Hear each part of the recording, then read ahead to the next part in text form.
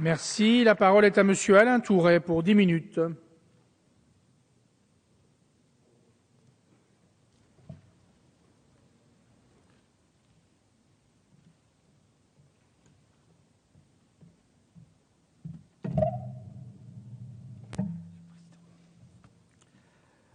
Madame le garde des Sceaux, Monsieur le ministre, Monsieur le président de la Commission, Madame, Monsieur le rapporteur, nous sommes donc invités à statuer en dernière lecture sur nos deux textes, le projet de loi relatif à la fraude fiscale et à la grande délinquance économique et financière et le projet de loi organique relatif au procureur de la République financier. On peut regretter qu'un accord n'ait pu être trouvé finalement avec le Sénat, même si certaines dispositions qualifiées de pertinentes par notre rapporteur sont venues enrichir notre texte. La lutte contre la fraude fiscale, contre la grande délinquance économique et financière s'impose à nous. Et vous l'aviez dit, Madame la Ministre, reprenant une phrase du Président de la République, c'est ainsi que la République affirme son exemplarité, condition même de son autorité. C'est une nécessité absolue, tant il est vrai que la fraude fiscale est un chancre qui mine la démocratie. La fraude fiscale, c'est en effet le vol des pauvres qui, eux, ne peuvent pas frauder. Seuls les gens riches peuvent frauder, qu'on le veuille ou qu'on ne le veuille pas. De tout temps, d'ailleurs, les Français les plus riches ont fraudé et trafiqué.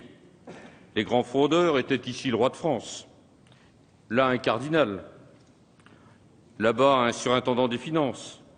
La Troisième République faillit sombrer sous les coups des scandales financiers. On se rappelle l'affaire de Panama, celle de Stavisky.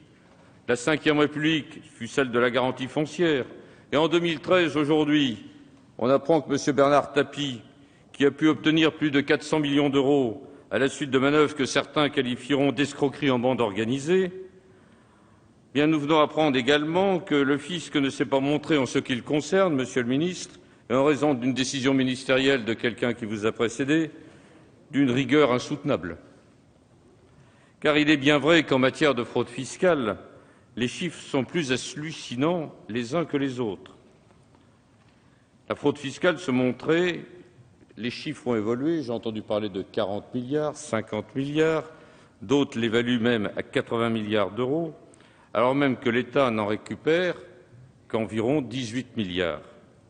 Cette fraude est donc énorme, c'est un mal absolu. Or, paradoxe des paradoxes, elle bénéficie d'une bienveillance étonnante de la part de l'opinion.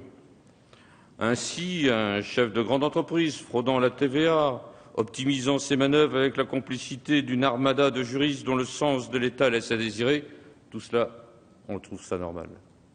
Ainsi également le petit fraudeur qui bénéficie d'une grande complaisance, qu'il soit ici artisan, exerçant telle ou telle profession ou telle autre. Il est pourtant vrai que le législateur a tenté de réagir. On a par exemple créé, le 30 décembre 2009, la Brigade nationale de répression de la délinquance fiscale et par ailleurs, les peines applicables ont été alourdies. Mais combien de fraudeurs terminent en prison pour payer leurs délits et leurs infractions? Très peu. Monsieur le rapporteur, de par votre profession, vous le savez, ce ne sont que quelques unités.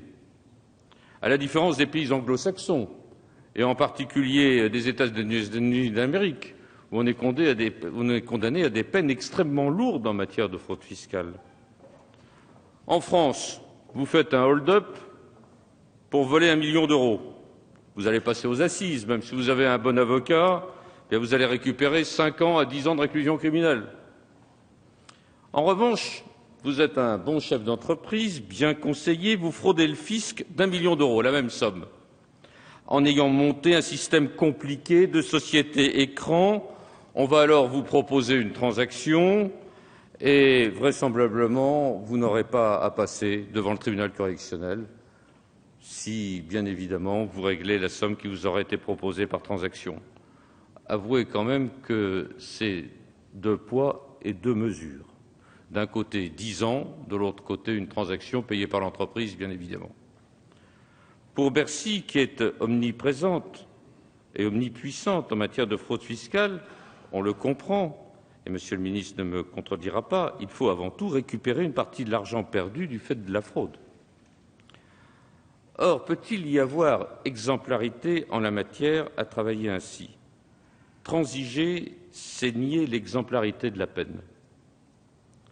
Le résultat est évident, la fraude se complexifie chaque année, la fraude se renforce chaque année, tant le fraudeur, quand il est à la tête d'une grande entreprise, a le sentiment d'impunité. On m'objectera que l'État s'est purifié, que la fraude régresse. C'est totalement faux. L'indice de la perception de la corruption, qui est publié par une ONG qui s'appelle Transparency International, a démontré que la France était en 20e position en 2002 et qu'elle n'est plus qu'en 22e position en 2012. C'est-à-dire que malgré tout ce qui a pu être fait, nous avons régressé. Nous régressons donc d'année en année en ce qui concerne la lutte contre la fraude fiscale. Bien plus grave, selon Transparency International, la France continue d'être perçue par les milieux d'affaires internationaux comme l'un des pays riches où l'administration et la classe politique, malheur à nous, demeurent plus perméables qu'ailleurs par la corruption. Comment en serait-il autrement, alors même que nous assistons depuis ces dernières années au démantèlement de tout un certain nombre de brigades spécialisées qui ont perdu 70 enquêteurs chargés de la fraude fiscale, alors même que cela aurait dû être renforcé, je l'affirme, nous en avons perdu 70. Qu'on le veuille ou non, nous venons de vivre 10 années d'impuissance volontaire en matière de fraude fiscale. Le procureur financier est-il la réponse adaptée à cet état de la délinquance? Certains en doutent. Pourquoi le nier? En revanche, il faut noter que c'est un geste fort. Mais l'architecture judiciaire, Madame le garde des Sceaux, est déjà complexe. Et je crains les conflits de pouvoir qui se feront à partir de ce moment-là au détriment de l'efficacité. J'aurais sans doute préféré qu'il y ait une réflexion plus forte en ce qui concerne les pouvoirs dévolus soit à la Chancellerie, soit au ministère des Finances.